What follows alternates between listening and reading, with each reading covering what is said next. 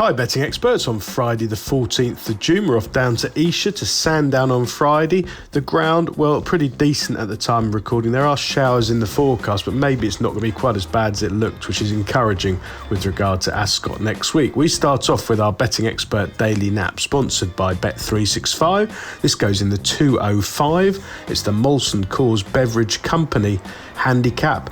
A 5 furlong and 10 yard class 4-year-olds and upwards, over £6,000 the winner.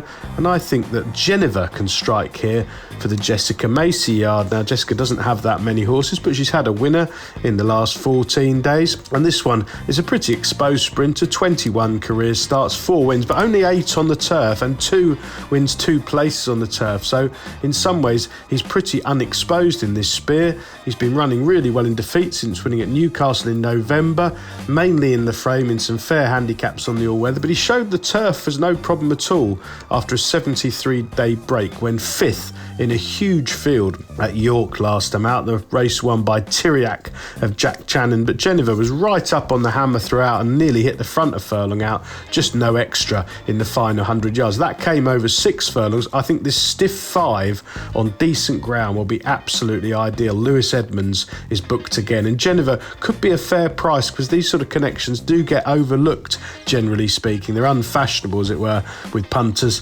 little known, and I think Geneva on form is going to be overpriced.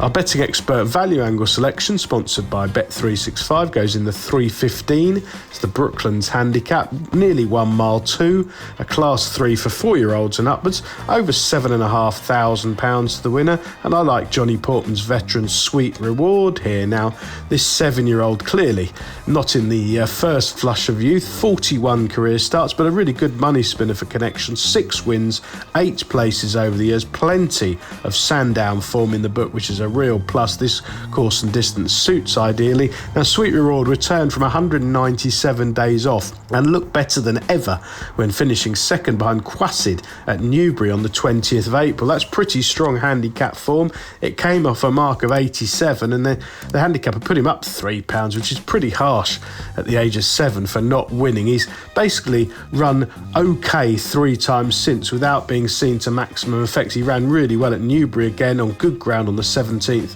of May. Last time out at Epsom, well, he finished 8th behind Bolster. If you watch that run back, I'm not sure he had the track, and he did pull quite hard and then weakened out of things a furlong out. He basically didn't run as bad as it looks reading the form book. He's still in decent form, and he's got a better setup here. He's back down to 88. I think he'll go really close here, back at his favourite Sandown with any luck in running, and he could be a really decent double-figure price. Best of luck on Friday, betting experts, and please remember to like and comment on all of our YouTube videos.